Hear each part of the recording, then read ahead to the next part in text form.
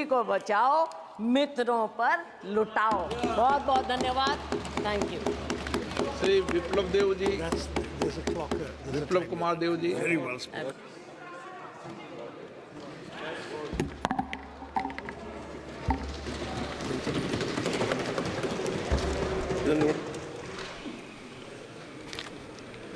माननीय अध्यक्ष महोदय,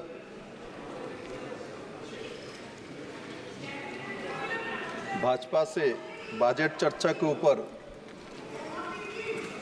नॉर्थ ईस्ट से एक छोटा राज्य से मैं संसद के नाते चुन के आया हूँ। सिर्फ 2 ही एमपी हैं और सबसे छोटा राज्य है सिक्किम के बाद। और आज मुझे बोलने का मौका दिया गया इस बजट के ऊपर। मैं इसलिए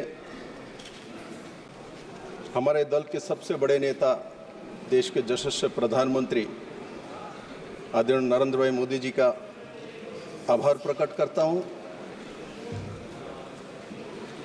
और साथ ही साथ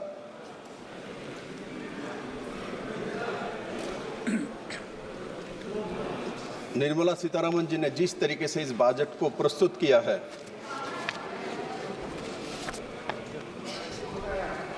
मैं इसका सराहना करता हूं और इसके समर्थन में खड़ा हुआ हूं। माननीय अध्यक्ष महोदय, शैलजा जी बोल रहे थे, मैं सुन रहा था।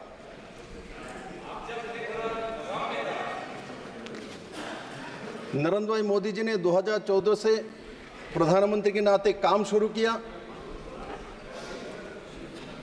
और उस समय जो आर्थिक स्थिति देश का 10 साल की यूपीए गवर्नमेंट ने छोड़ के गया था, तो भारत का जो आर्थिक स्थिति है, जो अनुमान किया जा रहा था, तो भारत फ्राजिल 5 देशों में चले जाएंगे।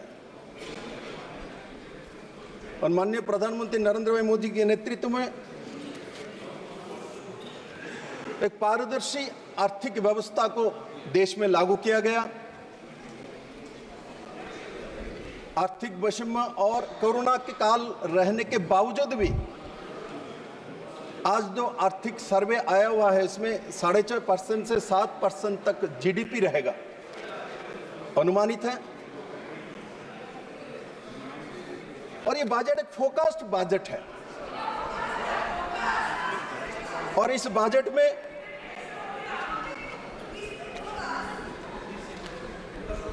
लगभग 48 लाख करोड़ का बजट पेश किया गया है। 2023-24 से लगभग 18.2% कैपिटल एक्सपेंडिचर इसमें ज्यादा है। जब कैपिटल एक्सपेंडिचर बढ़ाया जाता है, इसका मतलब इंफ्रास्ट्रक्चर और जॉब अपॉर्चुनिटी बढ़ता है और साथ साथ जो हमारे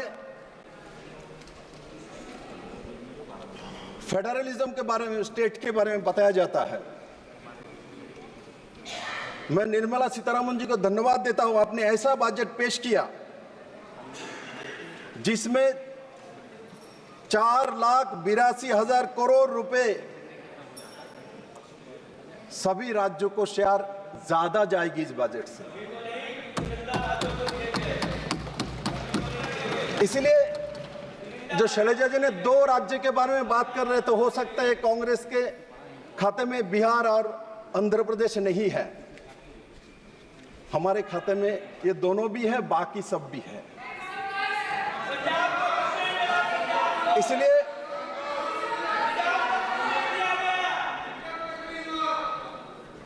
इसलिए इस बजट के माध्यम से जो सर्वांगीण विकास और उस तरफ माननीय प्रधानमंत्री जी ने रुख किया है।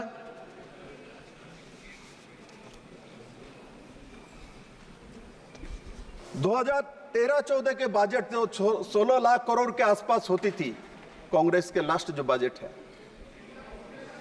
और आज वो 48 लाख करोड़ में पहुंचा हुआ है।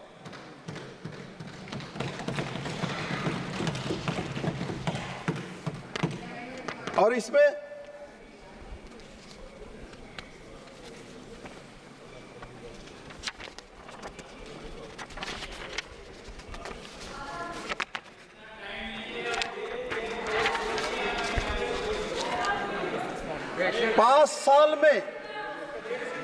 इसमें 5 साल में 4.1 करोड़ युवाओं को रोजगार, कौशल और अवसर पर मुहैया कराया जाएगा। अभी रोजगार के बारे में बात हो रहा था, मैं आता हूं। और इसमें देश के जो 500 टॉप जो कंपनीज है, जो रोजगार सृजन कर सकता है, इस 500 कंपनियों में पोर्टल के माध्यम से एप्लीकेशन लेके 1 करोड़ युवाओं को इंटर्नशिप का मौका दिया जाएगा। और हम छोटे से सुनते आए हुए हैं स्किल के बारे में, जापान के बारे में, कोरिया के बारे में, चीन के बारे में, जो वहां स्किल इतना ज्यादा है, लोग घर में बैठ के काम कर सकता है, मोबाइल बना लेते हैं, बाकी सब काम करते हैं, हर आदमी के पास काम है, रोजगार है। सुनते सुनते मेरा तो 52 साल क्रॉस के 53 में पहुंच गया हूं। किंतु माननीय प्रधानमंत्री नरेंद्र भाई मोदी जी को मैं धन्यवाद देना चाहता हूं, निर्मला सीतारमण जी को, जो आपने ऐसा एक बजट पेश किया जिससे युवाओं को रोजगार मिलने का अवसर आया है, गारंटी के साथ। मोदी के गारंटी के बारे में बात हो रहा था, गारंटी है मोदी का, अभी भी है, इस बजट में भी है। दादा, माननीय अध्यक्ष महोदय, माननीय अध्यक्ष महोदय, कलनंदा को मैं बहुत श्रद्धा करता हूं। दादा मेरे बड़े हैं, और मैंने उस दिन जब लोकसभा में चुन कर आया था, दादा आपने बहुत प्यार से मेरा विप्लव बोला था बंगला में। मैं आपको श्रद्धा करता हूं दादा। जो मैं कहना चाहता हूं, ये देखो, मैं अंतिम पंक्ति में बैठा हुआ एक छोटा सा राज्य से, छोटा सा गांव से आया हुआ व्यक्ति हूं, तो मेरे बात भी सुना करो। अभी यहाँ शैलजा जी ने बोला था, जो अंतिम व्यक्तियों के बारे में सुने, तो मैं तो बोलने के लिए खड़ा हूं। मेरे तो थोड़ा बहुत शैलजा जी मुझे संरक्षण दे दीजिए। माननीय अध्यक्ष जी, हमारे यहाँ कॉलेजों में, यूनिवर्सिटीज में बड़े मात्रा में कैंपस सिलेक्शन होता है। अच्छे कॉलेजों में तो 100% कैंपस सिलेक्शन होता है, किंतु किसी गांव में कॉलेज हो कि छोटे जिले में हो, उसमें कैंपस सिलेक्शन नहीं होता, 1-2% होता है। युवा पढ़ने के बाद आशा करता है मुझे कुछ मिलेगा, और मान के चलो किसी कैंपस से 30% कैंपस सिलेक्शन हो गया, और बाकी लोग रह गया 70%। इनके मन में इन्फेरिटी कॉम्प्लेक्स आता है, फ्रस्ट्रेशन का शिकार होते हैं, ड्रग्स का शिकार होते हैं। किंतु माननीय प्रधानमंत्री जी ने इस गरीब बच्चे के लिए इसमें प्रावधान रखा, जब आपका कैंपस सिलेक्शन नहीं भी हो, किंतु हमारे देश में जो बड़े बड़े कंपनियां हैं, टॉप 500 कंपनी है, उनमें आपको इंटर्नशिप करने का 100% मौका मोदी गारंटी दे रहा है। और उसमें पहले मंथ को 6,000 रुपीज और उसके बाद 1 साल तक उनको पर मंथ 5,000 रुपया करके दिया जाएगा। और उसमें उनका ट्रेनिंग होगी और उनमें क्वालिटी हो, उसी कंपनी में उनका चयन भी हो जाएगा। आज देश में जॉब की कमी ऐसा नहीं है, पारदर्शिता का कमी है, स्किल्स का कमी है। ये जो कंपनियां है जिसका अंदर स्किल है, मैंने देखा जो एक्सपीरियंस है, वो आज इस कंपनी में है, कल उस कंपनी में चला जाता है, यहां छोड़ देता वहां चले जाते हैं। किंतु गरीब बच्चे जिसके पास एक्सपीरियंस नहीं होता, जिसका कैंपस सिलेक्शन नहीं होता, आज नरेंद्र भाई मोदी वहां खड़े हैं जो मैं गार्जियन हूं, मैं तुम्हारे साथ हूं, मैं गरीब के साथ हूं, मैं एससी के साथ हूं, मैं एसटी के साथ हूं, मैं दलित के साथ हूं। इस बजट में वो दर्शाता है। लंबे समय कांग्रेस का राज था, किंतु कांग्रेस ने कभी भी उस दृष्टि से युवाओं को देखा ही नहीं।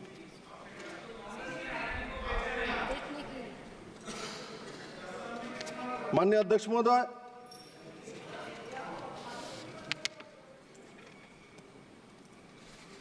ये बजट शिक्षा, रोजगार, विकास के लिए 1.48 लाख करोड़ का प्रावधान रखा गया है। यहां से उठ रहा था, बोले कुछ व्यवस्था ही नहीं है। बड़े मात्रा में रखा गया है।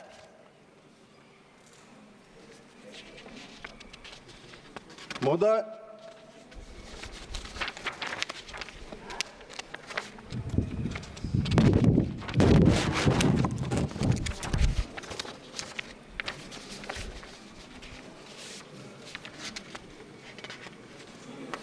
इस बजट में किसानों के लिए बजट जो है 1.52 लाख करोड़ रुपया रखा गया है। किसान की बात बोल रहे थे शैलजा जी, मैं बताता हूं। सिर्फ बजट इसमें 1,52,000 करोड़ रुपए है, किंतु इसमें किसानों के लिए फर्टिलाइजर में सब्सिडी भी 1.75 लाख करोड़ है एक्स्ट्रा, वो भी किसान के लिए जा रहा है।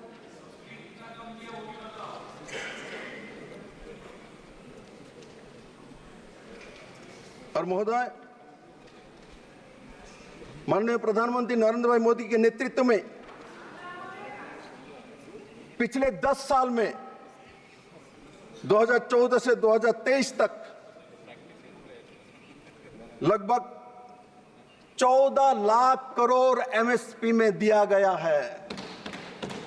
14 लाख करोड़ एमएसपी में दिया गया है।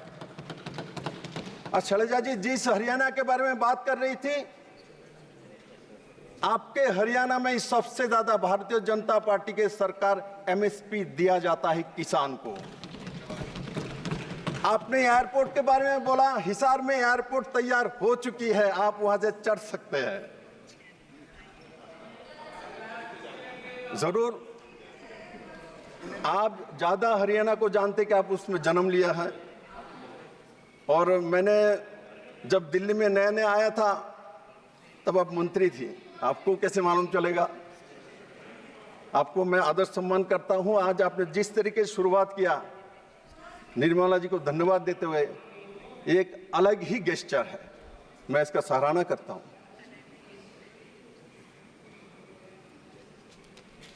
अध्यक्ष महोदय,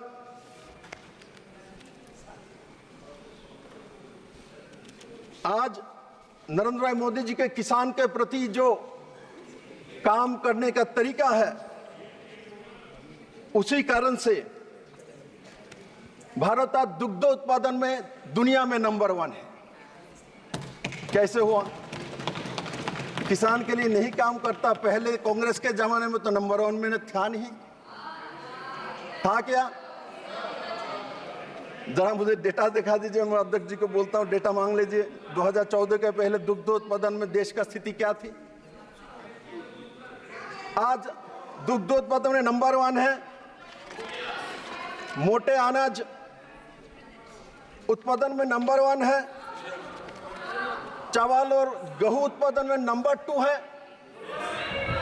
तो मोदी जी ने काम नहीं किया किसानों के लिए। फल, ये जो खेती में फलन कहां से आता है? पाकिस्तान से तो नहीं आता होगा। और हरियाणा में एक बात बताओ, ये बंगाल और बंगाल में महिला सदस्यों का क्या है आपका? ये सब्जियां टोक रही है आपको बंगाल में? बंगाल वाले सब्जियां क्यों टोक रहे हैं? बंगाल वाले टोक नहीं रहे। बंगाल वाले, मैं तो बंगाल में जवाब दे दो इनको ना।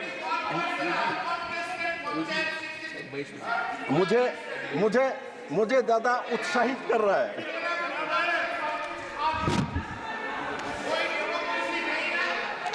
प्लीज इनको बंगाल की भाषा में जवाब दे दो। दे देंगे।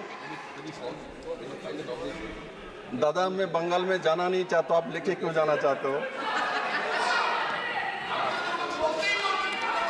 दादा बोल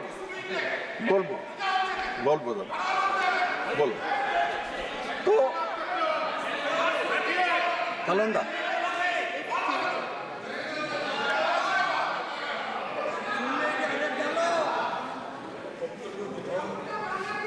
महोदय, नरेंद्र भाई मोदी ऐसा एक प्रधानमंत्री है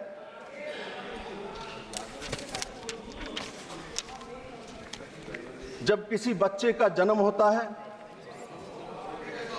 मां और बच्चे के साथ प्रधानमंत्री मातृ पुष्टि बंधन योजना को लेके खड़ा हो जाता है। और जन्म के बाद उस मां के लिए, बच्चे के लिए उज्ज्वला योजना के माध्यम से गैस के चूल्हा फ्री में, सौभाग्य योजना के माध्यम से गरीब लोगों को बिजली फ्री, प्रधानमंत्री आवास योजना के माध्यम से घर फ्री, प्रधानमंत्री शौचालय योजना के माध्यम से शौचालय फ्री। तबीयत खराब हो तो आयुष्मान भारत योजना के माध्यम से 5 लाख का इंश्योरेंस, हेल्थ इंश्योरेंस, दुनिया के सबसे बड़ा हेल्थ इंश्योरेंस नरेंद्र भाई मोदी लेके आए हैं। और घर से निकलना है तो अटल जी ने इसको शुरुआत किया था, प्रधानमंत्री सड़क योजना के माध्यम से अपने घर से पक्के रास्ते में चल सकता है।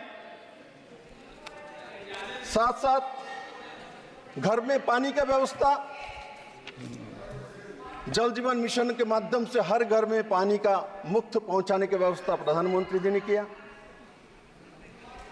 खाने के लिए गैस के चूल्हा में कुछ होना चाहिए, उसके लिए फ्री मुफ्त राशन 80 करोड़ लोगों को दिया जा रहा है, अगले 5 साल तक चलेगा।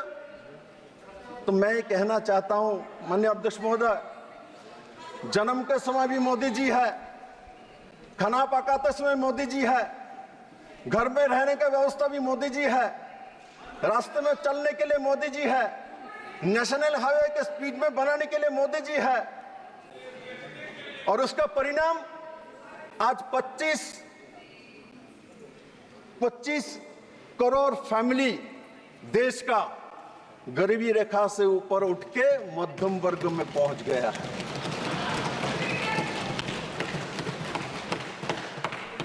अब वो लोग नहीं चाहते कि भाई गरीब मध्यम वर्ग में पहुंचे नहीं, क्या करूंगा। शरद जी बोल रहे थे बीसी के लिए, SC 1-2 के लिए क्या किया गया है। ये जो अंत्योदय और गरीब लोग हैं ना, ये चीज उन्हीं लोगों को ज्यादा मिलता है।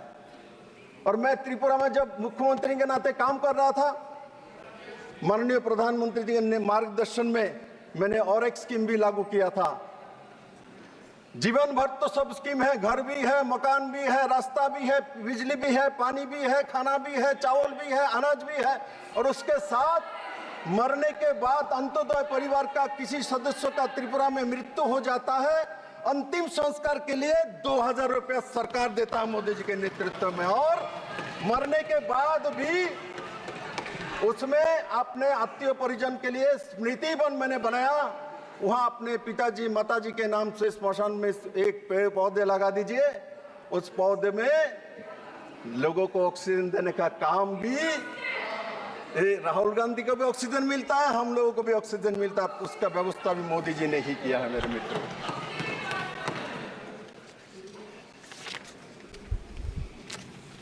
माननीय अध्यक्ष महोदय, शैलजा जी महिला है, हमारे वित्त मंत्री भी महिला है, इंदिरा गांधी महिला प्रधानमंत्री, और उसके बाद सोनिया जी यूपी के 10 साल सरकार में यूपीए के चेयरमैन। मिशा जी यहां बैठे हुई थी, अभी नहीं है मिशा जी? हाँ, उधर बैठे मेरे बहन। आपके पार्टी के लोग उस समय सोनिया जी 33% रिजर्वेशन का बिल लाना चाहते थे, फाड़ के फेंक दिया था स्पीकर के सामने। दो महिला,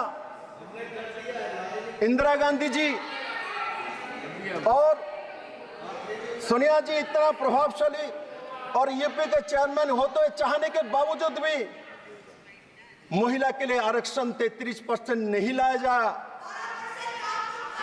और माननीय प्रधानमंत्री नरेंद्र भाई मोदी जी के नेतृत्व में, माननीय प्रधानमंत्री नरेंद्र भाई मोदी जी के नेतृत्व में मैं गर्व करता हूं, दोनों हाउस में महिला आरक्षण बिल लाने में सफल रहा और करके दिखाया।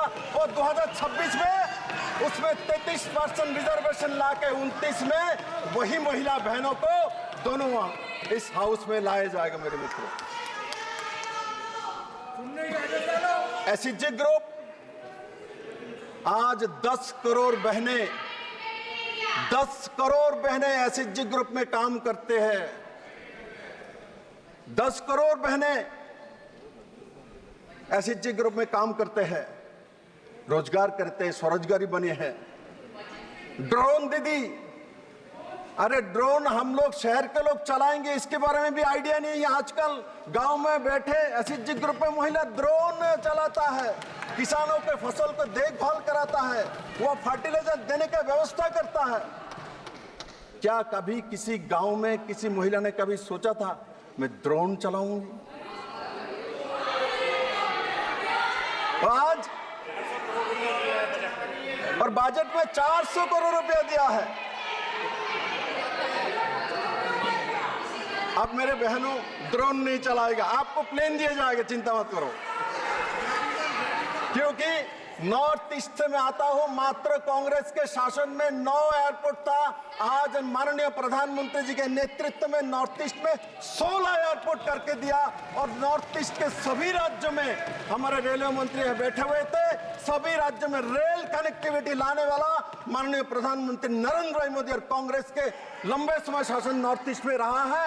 करप्शन के ऊपर करप्शन, स्कैम के ऊपर स्कैम, इसके बाहर कुछ नहीं किया। मैं सब कुछ आपके सामने रखने वाला हूं मेरे अध्यक्ष महोदय। और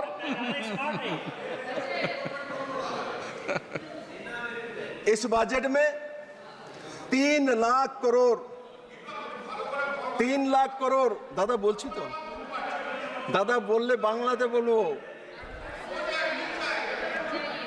3 लाख करोड़,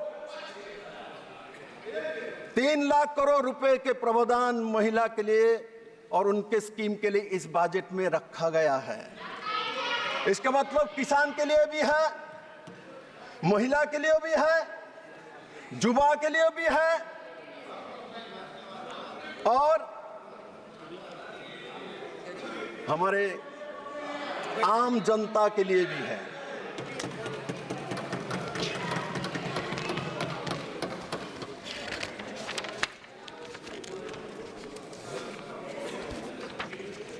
माननीय अध्यक्ष महोदय,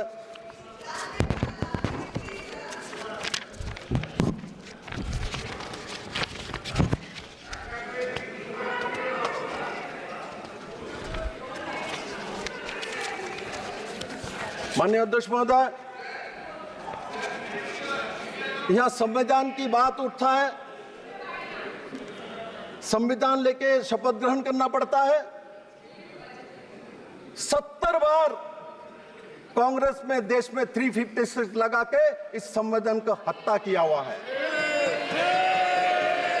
दादा, आप बोलते हो ममता दीदी ने भी कांग्रेस को इसीलिए छोड़ा था, सीपीएम के साथ छोड़ा था क्योंकि कुछ तरबूज दीदी के साथ थी, इसलिए दीदी ने छोड़ दिया और छोड़ के तृणमूल कांग्रेस बनाया।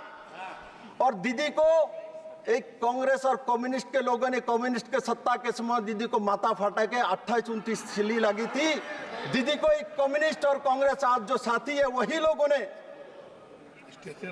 स्ट्रेचर पे दीदी को एक रिक्शा वाला ने उठा के लाया था। मैं झूठ नहीं दादा, मैं सच बता रहा हूं। आज उनके साथ आप बैठे हो, जिसने दीदी का माथा फटाया उसके साथ बैठे हो। दीदी देख रहे हैं, इसलिए दीदी बंगाल में कॉम्प्रोमाइज नहीं किया, इसलिए बंगाल में दीदी में दम था, इसलिए इन लोगों के साथ नहीं किया। आप इनके साथ बैठते हो दादा। दादा आपको यहाँ सुंदर नहीं लगता दादा, आप इधर बैठो। कल्याण दादा, नाम कल्याण है, कल्याण करो, इधर आओ। और मोदी के साथ ही कल्याण कर सकते हो, यहां बैठ के नहीं कर सकते हो। यहां एक परिवार से गांधी परिवार का कल्याण करने वाले लोग हैं, इसलिए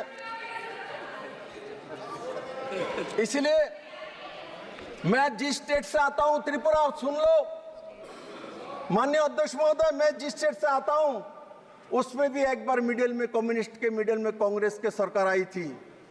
अपने ही सरकार राष्ट्रपति शासन जारी करके कांग्रेस ने वहां सीपीएम को बैठाया अपना मित्रता रखने के लिए, और वहां मेरे छोटा सा स्टेट में राष्ट्रपति शासन लागू किया और बैठा दिया सीपीएम को।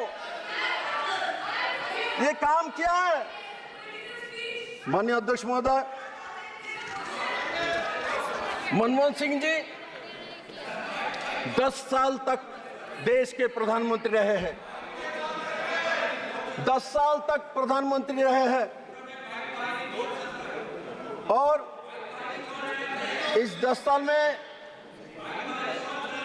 असम से राज्यसभा एमपी रहे वो।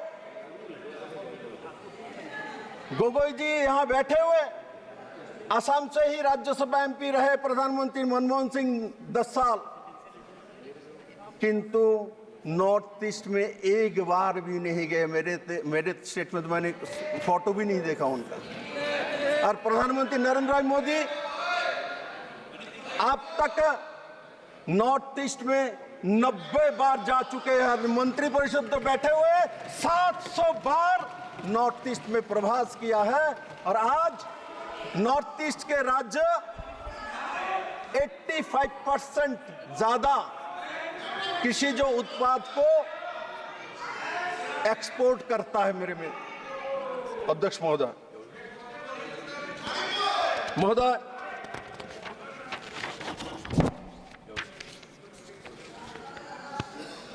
महोदय, संविधान की बात करता है। 75 में इमरजेंसी लगाने वाला कौन है? इमरजेंसी कौन लगाया था? किस लिए लगाया था? देश में इमरजेंसी कब लगता है? जब देश में कोई खरा होता है, देश में कोई डिजास्टर होता है, कोई युद्ध होता है। किंतु 75 में क्यों इमरजेंसी लगा? किस कारण से लगा? एक व्यक्तिगत, एक परिवार, एक व्यक्ति के लिए इमरजेंसी लगा देगा। भारत जैसा गणतंत्र का हत्या करने वाले संविधान लेकर घूमता है, संविधान लेकर घूमता है। इस देश को इमरजेंसी, एक परिवार के लिए, एक इंदिरा गांधी के लिए इमरजेंसी लगाया गया। देश में युद्ध नहीं था, देश में खरा नहीं था, फ्लड नहीं थी। वो लोग बोलता है संविधान की बात। बाबा साहब आंबेडकर को इलेक्शन में हराने का काम किया है कांग्रेस ने, हाउस में जाने नहीं दिया। और माननीय प्रधानमंत्री नरेंद्र भाई मोदी जी को मैं सल्यूट करता हूं कि आपने पंच तीर्थ बना के इनको जवाब दिया जो हम सबके साथ है।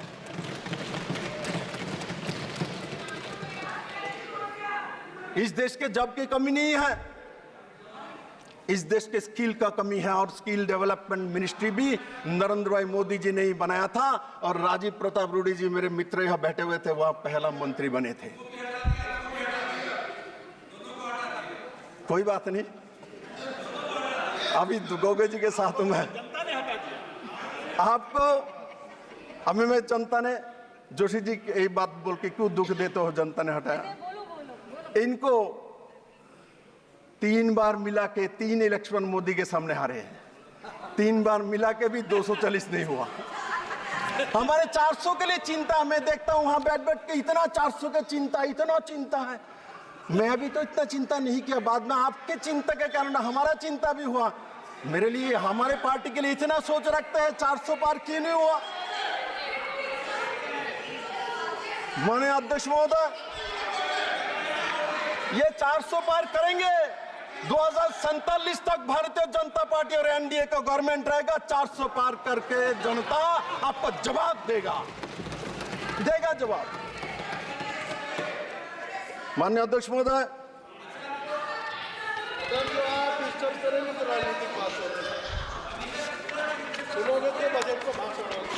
माननीय अध्यक्ष महोदय, त्रिपुरा का मैं सीएम रहा हूं। मेरे बात गोगोई जी, मैं एक बात, माननीय अध्यक्ष जी, मैं उस पार्टी से बिलोंग करता हूं। मैं आपसे आग्रह करूंगा, आप बैठे बैठे कोई व्यक्ति अगर कुछ बोले तो उसका जवाब मत दो। माननीय अध्यक्ष महोदय, मैं ये बताना चाहता हूं, जब मैं जिस पार्टी से आता हूं, भारतीय जनता पार्टी, उस पार्टी ने मुझे 8 साल मेरे पॉलिटिकल कैरियर है, उसमें से मुझे प्रदेश अध्यक्ष बनाया, एमएलए बनाया, चीफ मिनिस्टर बनाया। किसको स्पष्टीकरण दे रहे हो आप? मैं इसलिए देता हूं इनको स्पष्टीकरण मत दो। चलो आप बजट में बोल लो आप तो। इसलिए माननीय अध्यक्ष महोदय,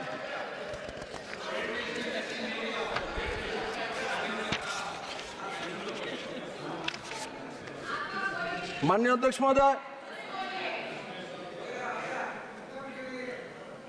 नॉर्थ ईस्ट में लंबे समय इंसर्जेंसी रहे हैं। मोदी जी के नेतृत्व में बोडोलैंड का समाधान हो, नागालैंड का समाधान हो, 60% नॉर्थ ईस्ट में आपसा खत्म करने का काम हो। और माननीय अध्यक्ष महोदय, आपको जानने के बाद बहुत दुख होगा, मेरे राज्य त्रिपुरा में अपने ही देश के जो जनजाति है, मिजोरम से डिस्प्लेस होकर 1998 में त्रिपुरा में रिफ्यूजी जैसा 23 साल रहे हैं। कांग्रेस और कम्युनिस्ट के सरकार रहे, केंद्र में मिलीजुली सरकार रहे हैं। एसटी एससी की बात करता है, रिफ्यूजी कैंप पे 23 साल रहना पड़ा 36,000 फैमिली को। इनको ना पढ़ाई का ना भोटाधिकार कुछ भी नहीं था। जनजाति है, एसटी है, गरीब है, और इनको हक दिलाने का काम, स्थायी रूप से त्रिपुरा में रहने का काम आदरणीय प्रधानमंत्री नरेंद्र भाई मोदी जी ने 600-700 करोड़ रुपए के पैकेज देके किया है। मेरे मित्रों, अध्यक्ष जी, ये कोई छोटी बात नहीं है। 23 साल तक अपने देश में कोई रिफ्यूजी बन के रहता है? क्या कर रहे थे केंद्र में सरकार? त्रिपुरा में कम्युनिस्ट के सरकार, इनके एक समय 5 साल में मिलीजुली सरकार थे, सपोर्ट था। किंतु इस जनजाति के लिए, ये एसटी समाज के लिए काम नहीं किया गया है। त्रिपुरा में लंबे समय इंसर्जेंसी थे। एनएलएफटी को सरेंडर करने का पद्धति अमित भाई शाह गृह मंत्री जी ने करवाया। इसलिए नॉर्थ ईस्ट की बात हो और पूरे देश की बात हो,